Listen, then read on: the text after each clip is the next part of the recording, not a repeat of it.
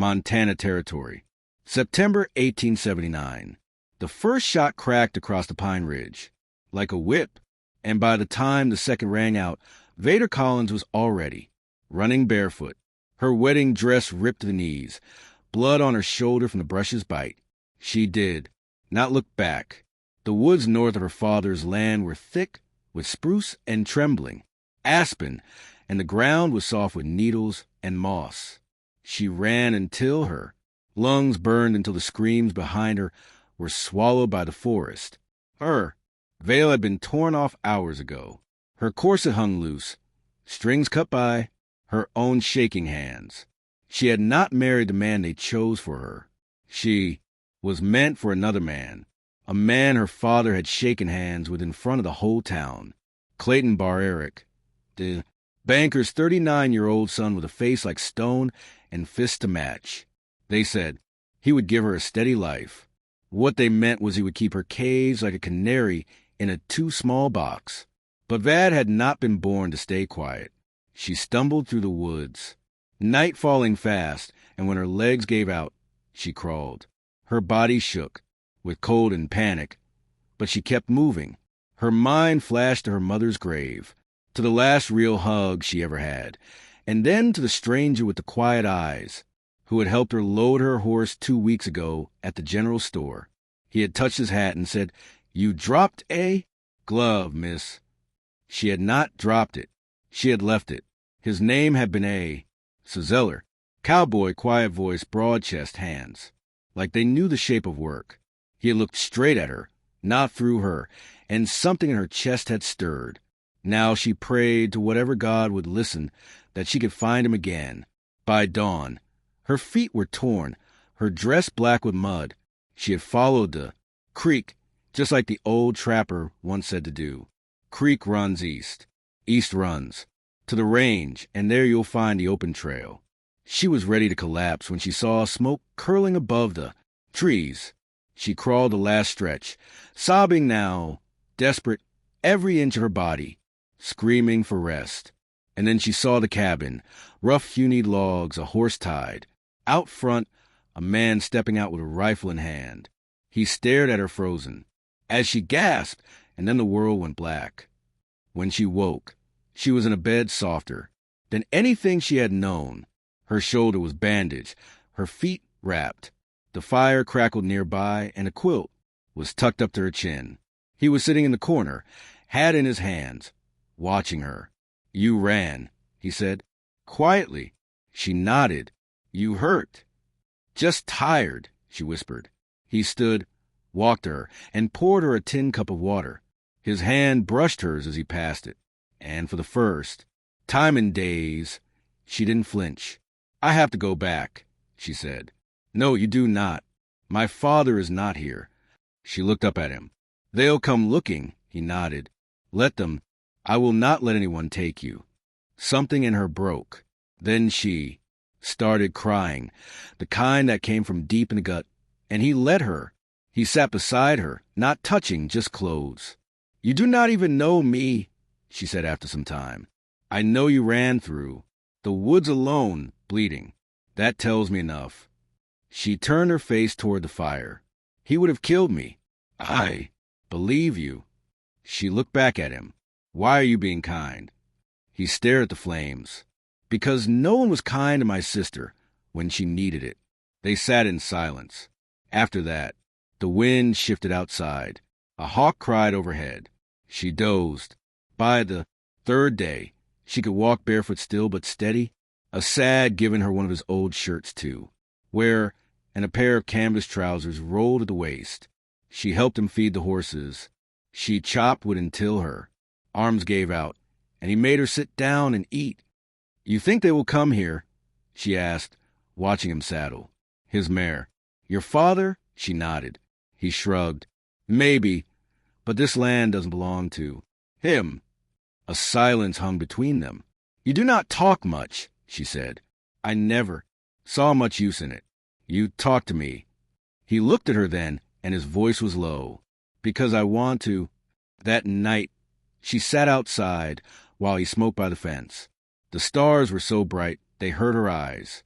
I was supposed to marry Clayton Bar Eric, she said. I figured, he said. He would tame me. You are not a horse. She looked at him surprised. He was watching the sky. You are not meant to be broken. She stood and walked to him. Her hand brushed his sleeve. Thank you, she whispered. He turned to face her. You do not owe me thanks. Her eyes welled again. I owe you everything. No, he said. You are free now. What you do next is yours. She stood so. Close he could feel the warmth of her. I want to stay, she said, his jaw flexed. Then stay. A week passed. Then 2. They lived quiet, steady days, her healing him. Working. She learned to ride bareback. He taught her how to fire a rifle. She cooked over the stove and sang when she thought he was not listening. But he always was. She caught him watching her. Once, and her heart kicked in her chest. She did not look away. Neither did he. That night after supper, he reached across the table and placed his hand over hers. Vad, he said slowly. I do not want to speak out of turn. Then do not, she whispered. He froze. She leaned in. Say it plain, he swallowed. I want to marry you, her breath caught. I know. It is sudden, and you have been through more than I will ever understand. But I would treat you right. I would never raise a hand to you, never cage you. I would just be your husband if you want that. Tears filled her eyes. I do. You do? She laughed, crying now. Yes, Asa, I do. They married in town 3 days later, under the cottonwood tree behind the church. No guests, just the old preacher in the wind. She wore a blue dress, and he wore his Sunday shirt. He held her hand the whole time. When the preacher said, You may kiss, your bride, Asa looked to her for permission. She nodded once, and he kissed her like he meant it. She was meant for another man, but she had escaped through the woods, and now she was his wife. The first frost came early. That year, by late October, the wind carried a dry sharpness that cut through even the thickest wool, and the sky turned the color of pewter just after supper. Asa had begun waking before dawn to split extra pine, and Vad had taken to boiling the washed water inside to keep it from freezing before she could scrub with it. They had been married 3 weeks. The rhythm of the days had settled into something quiet but full. She stitched new curtains from a bolt of calico she found tucked behind a crate of nails in the barn. He rebuilt the chicken coop with salvage boards once used for a freight crate. They rarely spoke much while working, but when they did, their words came easy, like they'd been speaking to one another for years, not days.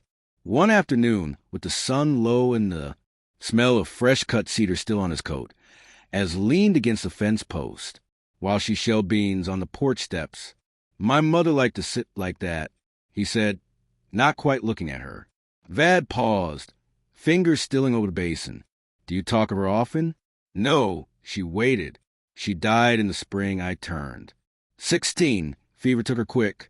By the time we sent for help, she was already gone. My pa, he wasn't much good after that. A sad voice had the slow weight of someone, unearthing something buried too long.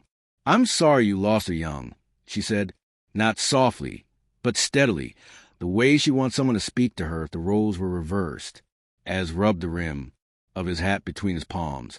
She used to sing to the goats, not well, but with heart. I remember that more than anything. Veda smiled, tucking a loose strand of hair behind her ear. I can't carry a tune either, but I hum when I'm nervous. I noticed. She glanced up, cheeks flushing. He straightened, eyes holding hers for a moment longer than necessary, then cleared his throat. Do you miss town? The noise? Other women to talk to? No, she said. I like it quiet. He nodded once and went back to work. That night, as the fire burned low and the wind traced along the chimney stones, she stood brushing out her hair.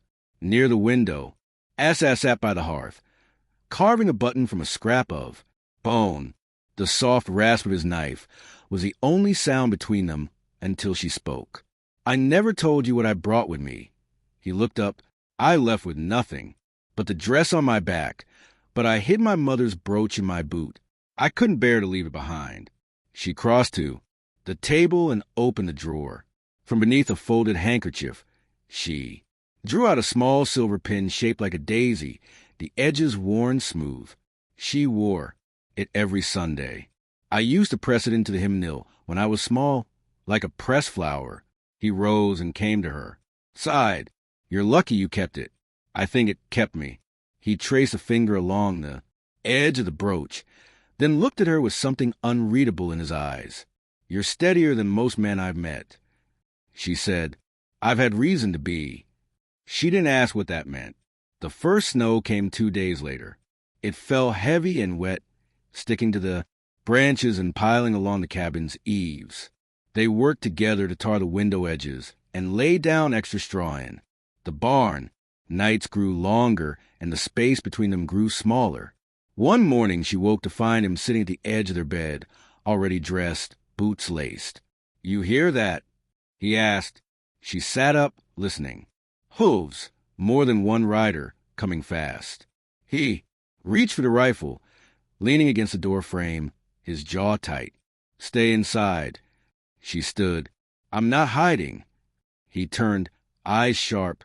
If it's someone looking to take you. Back, I'll send them off, but I need to know you're safe behind me. She didn't answer right away. Then she nodded. Only, if you promise not to fire unless you have to. He hesitated, then gave a short nod. She stepped back, heart hammering. 2 riders came into view by the time assessed. Both wore wide-brimmed hats pulled low against the cold, dust still clinging to their coats. We're looking for a woman. The older one called out. Small brown hair. Might be traveling with a man. Assad didn't move from the porch. Ain't seen anyone pass this way. You sure she ran? Off from her family? Might be in trouble. She's not here. The younger rider shifted in his saddle. We've got a name. Vader Collins know it. Assassin's voice stayed even. I don't take kindly to men hunting women. Like game. The older rider narrowed his eyes. We're not hunting. We're looking. To make things right. Assas stepped down from the porch. Then you'll understand when I say she's not yours to. Find. There was a long silence. The older man finally tipped his hat. If you see her, tell her father's offering forgiveness. Assad didn't answer. The riders turned and left. Without another word when he came back inside. Veda stood, holding her breath. You heard? He asked. She nodded. They won't be back. How can you be sure? Because I saw the fear in that older one's eyes. Men like that don't come back once they realize someone's willing to stand between them and what they want. She stepped forward. I didn't think I'd ever feel safe again. Assas set the rifle down and reached for her hand. You don't have to think that anymore. She closed the space between them, resting her forehead to his chest. Outside, snow continued to drift down, soft and unbothered. Inside, the silence was no longer empty. Late November brought a wind that moved low through the valley, brushing the tops of the snow drifts like a hand. Across linen, Vad had taken to mending by the window, where the light stayed. Longest, a sack-carved fence post in the barn, though the ground was too frozen to set. There was comfort in the motion, even when it served no immediate purpose. One morning she found him at the table, sorting a stack of old envelopes bound in twine. He didn't offer an explanation, and she didn't ask until she saw the return address printed in a precise hand across. The top Fort Benton, Montana Territory. You've kept these a long while, she said, brushing her fingers across the stiff paper. They're from a friend. Served with the 5th Infantry. He said, not looking up. He rode often until 76. Stopped after the campaign ended. Was he lost? No, he stayed east, married a girl. From Boston and took up teaching. Said he didn't want to carry a rifle again unless it was for hunting meat. She turned one of the letters over in her hand. Did you serve with him? I was too young, but I worked at the fort, mucking stalls, fixing gear, hauling water. Heard all the stories. I never wanted to live myself. She set the letters down. You miss him. I miss the way he Listen, he never talked like he knew everything. Just ask questions until you figured it out yourself. Vader watched him tuck the stack back into a tin box and slide it beneath the floorboard by the hearth. I could write him for you, she said. If you want, he considered that a long moment. Maybe come spring, she nodded. Later that week, they rode out to check. The trap line a mile north, where the creek curved against a ridge, and the trees grew close enough to keep off the worst of the wind. Veda had taken to riding his buckskin mare, a sure-footed thing with a gentle mouth. They bundled in layers, her scarf wrapped tight against her jaw. A fox had taken one of the baited snares, but the rest hung empty as reset the trip line. Crouched nearby, brushing frost from a patch of lichen. My mother used to boil this with pine bark for cough, she said. Tasted like dirt and sap. He glanced over. Did it help? No, but she swore it did. She pulled off a glove and pressed her palm flat to the frozen ground. I think I remember her hands better than her face. Assas stood brushing snow from his knees. What were they like? Calloused. Smelled like dill and woods. She always kept a sliver of soap in her apron pocket, even when we had nothing else. They rode back in silence. That night, she pulled the quilt tighter around their bed and whispered, I want to plant dill in the spring. He reached for her hand beneath the covers and squeezed gently. We will. The next week brought a letter from the county clerk, delivered by a trapper on his way south. It bore Assaz's name in careful script, sealed with wax that cracked in the cold. He read it twice before handing it to her. She scanned the lines, brow furrowing. Your father passed. He nodded once. Were you close? No, but he was my blood. And some part of me thought maybe he'd write one day and say he'd changed. She folded the letter fully and set it aside. Did you want to go back? There's nothing for me there. She hesitated. Would you want to take his land if it's offered? He met her eyes. I'd rather build something of our own, not inherit something I never belonged to. She reached across the table and touched his wrist. Then we'll stay here and make it ours. That winter, they began sketching what the spring would hold. She wanted a small herb garden. He spoke of fencing in the lower pasture. They marked where the root cellar should sit, and talked of building a smokehouse with stone from the creek. When the river thawed, they planned to ride to Missoula for sugar and seed in coils of wire. But for now there was firewood to stack, and stew to stir in the hush of snow against window panes.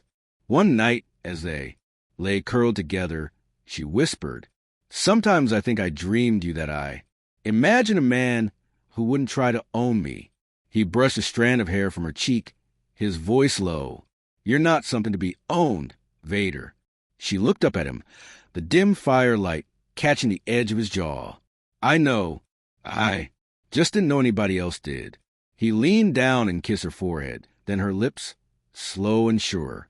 Outside, the wind moved on, but inside the warmth held, and in the space between their words, something deepened, something rooted, not in rescue, but in choice. The thaw came slow, seeping into the bones of the earth like a secret. By mid-March, the snow had loosened its grip on the fields, and patches of hardened grass showed in the hollows where the wind had scraped the banks bare. Sap ran in the trees again. The air smelled faintly of wet bark and ash. Vad stood at the edge of the paddock, sleeves rolled to her elbows and hems soaked with melt water. She leaned into the fence rail, watching. Assas settled a new bridle on the bay gelding he'd traded for 2 weeks prior. The horse had a nervous gait, but Assam moved patient, hands steady as a clock. Makers. I've never seen a horse twitch like that and still take the bit, she said. He turned his head just enough to see her. He's got memory of being struck. You can feel it in the way he flinches. She watched the gelding's ears. Flick, you gonna keep him? I aimed to give him a reason to trust. She didn't reply, but later when she brought out a pail of oats, she let the gelding smell her palms before she moved close. He didn't startle. That night She stitched the last of the canvas sacks they planned to use for seed. Assas sat cross-legged on the floor a few feet away, stripping down. The scabbard for his rifle, checking the stitching, the lantern between them cast. Long shadows against the cabin walls. "Did you always want land?" she asked, eyes on her needle. "No," he said. "Didn't seem like something I had a right to." "What changed that?" He took a moment. "You did." She set the sack down. "You mean because I came here?" "I mean, because you looked at this place same way I did. Not for what it was, but for what it could be." The room went quiet again, the kind of quiet that didn't press down, but held steady like a held breath. As the days stretched longer, Vad began, marking time with the garden. She cleared the southern plot with a spade, turning the soil with her back and shoulders until sweat ran down her spine. Asab built a low rail fence around it, not to keep anything out, but to mark the edge of what they were building together. One afternoon, while she knelt planting dill beside the early onions, she heard the crunch of boots on gravel as Sass stepped into the garden row, wiping his hands on a rag. "I ran into a boy from town this morning," he said. She looked up. He brought word from the sheriff. A fire took the barrack house down to stone, her hands stilled in the dirt. Anyone hurt? No one was inside. Clayton's gone south, took what money he could and disappeared. She sat back on her heels. "So it's over. It's been over since the day you walked into these woods." She dusted her palms, not meeting his eyes. "I believed for a long time that men like him always got what they wanted." A sack crouched beside her. "Not this time." She nodded once. "I don't feel sorry." "You don't have to." Her hand found his on the edge of the fence rail. He didn't move it. That evening they walked the ridge above the cabin where the pines thinned and the grass grew in tufts between the granite. The wind was cool, but not bitter. She leaned into his side as they looked out over the valley. "Would you ever want children?" she asked, not turning her head. He took a breath before answering.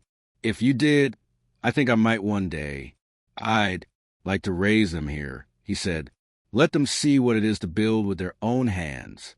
She smiled softly. "And never teach them to fear their own voice." "No," he said, "never that." They stood a while in silence, the kind that didn't need to be filled. Below the creek shimmered with the last light of the day, winding its way through the land that was slowly becoming theirs. When they returned to the cabin, she lit the lamp and poured water into the basin. He stepped behind, her arms circling her waist, his chin resting just above her shoulder. She leaned into the warmth of him, eyes closing. "I never thought I'd feel this," she said. "What's that?" "Like the future could be mine." He kissed the crown of her head, voice low. "It always was. You just had to walk far enough to find it." She turned then, hands drifting up to his collar. He kissed her slow, like he wasn't afraid of time anymore. Outside the night deepened. The stars held their place, and inside, with the fire burning low, they stood together. Two souls no longer running, no longer hiding, only choosing every quiet hour to stay.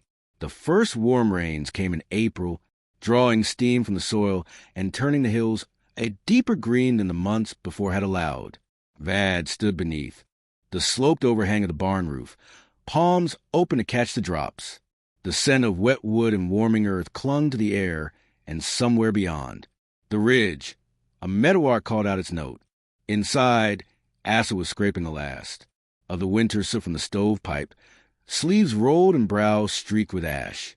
He glanced over when she stepped in, boots leaving damp prints across the threshold. "You're soaked." "I like the rain," she said, unwrapping her scarf and hanging it near the door peg. "It reminds me I'm still here." He wiped his hands and crossed to her, resting one calloused palm against her cheek. "You're more than here," he said. "You're alive." She leaned into his touch a moment before reaching into her pocket. "I found something near the garden." He opened his hand, and she placed a smooth river stone in it, faintly heart-shaped, marble with red veins, was wedged between the roots of the dill. Thought it belonged in this house. He turned it over once, then set it on the windowsill beside the tin of matches. We'll keep it there, he said, for luck. By mid-May, the trees leafed out, fully, and the fields began to hold color in long swaths. Vad planted marigold and chamomile beside the cabin, both for their scent, and the bees they brought, she bartered for a small hive box with, a traveling tinsmith who passed through on his way to Deer Lodge, and Asab built her a stand for it with hands that, now moved familiar through the tasks of shared life. One evening, while she was stripping, dried mint leaf for tea, she paused with a piece of linen in her hand. "I've been thinking about teaching," she said, as looked up from the workbench, where he was shaping a new latch for the barn. "Door. What kind? Reading, writing? Maybe numbers if I can find some slates. There are children further west. I met a mother with 3 little ones last month when I rode to the mill. Said they hadn't seen a teacher since the war ended." He sat back, considering. "You'd ride out there if you'd ride with me." He nodded slowly. "We could take the wagon once a week. Make a day of it." She smiled. "I think I'd like that." They began the visits in early June. The wagon creaked under the weight of slates, chalk, and a box of second-hand. Readers VA had traded preserves for. The children came barefoot and wide-eyed, some barely speaking above a whisper at first. She taught them under a cottonwood tree, using the side of the wagon as a board. A sass sat nearby, sometimes mending tack, sometimes whittling, always listening. One afternoon, after the children had scattered home and the sun was low behind the hills, Vad sat beside him on the back of the wagon. "I never imagined." "This," she said. "What part?" "All of it," she said, resting her head on his shoulder. "I thought I'd be buried in a marriage I didn't choose. I never thought I'd be teaching letters beside a man who listens more than he speaks." He let his thumb trace the edge of her knuckles. "I never thought I'd have a home built from something other than blood and duty." They sat long after the light faded, and when they returned to cabin, they lay together with the windows open, the air warm enough to carry the scent of pine and honeysuckle through the room. By late August, the garden had given more than they could carry. Veda lined the shelves with jars of pickled beans, corn relish, and whole tomatoes. The hive produced enough honey to fill 2. Crocs. Asad began cutting timber for a second structure, a shed, he said. But they both knew it would be more. A place for Vad's lessons come winter, a room for the future. One morning she stood in the doorway, watching him playing boards. He glanced up. "You got something in your mind." "I might," she said, "but I wanted to be sure." First, he set the plane aside and came to face her. "I'm late," she said softly, eyes steady. He blinked, then lifted both hands to her arms. "How long?" 7 weeks. His grip didn't tighten. He only let out a slow breath and nodded. "All right." A pause passed between them, not heavy, but full. "You worried?" she asked. "No," he said. "Just thinking of how to build the cradle." She laughed, breath catching. "You'll make it better than anything money could buy." "I'll make it strong," he said, "so it lasts." That night they sat by the fire, her hand resting over her belly, his arm around her shoulders. The warmth between them wasn't new, but had deep and grown roots. Their life was no longer something they stumbled into. It was something they shaped day by day with patience and care. When the first frost came again, it found them ready. The new shed stood finished with a stove in the corner and shelves along the walls. Vad had already begun teaching there. When the weather grew cold, the children came wrapped in shawls and wool hats, and Asab built a bench long enough for them all. They slept each night in the same bed, their hands finding each other. Without thought, they spoke less now before sleep, not from distance, but from knowing.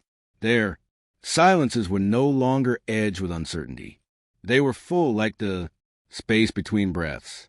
As winter settled in once more and the stove glowed, through the darkest hours, Vader reached for Asad's hand beneath the quilt. "We Did it, she whispered. He turned to her, eyes soft. We're still doing it. She smiled. I'm glad I ran. He kissed her temple. I'm glad you ran to me. And in the quiet, with snow beginning to drift again outside their walls, they lay together, not as two who had escaped something, but as two who had built something that would last. A life made not from the past, but from the ground beneath their feet, the work of their hands, and the steady rhythm of love that had taken root and would not break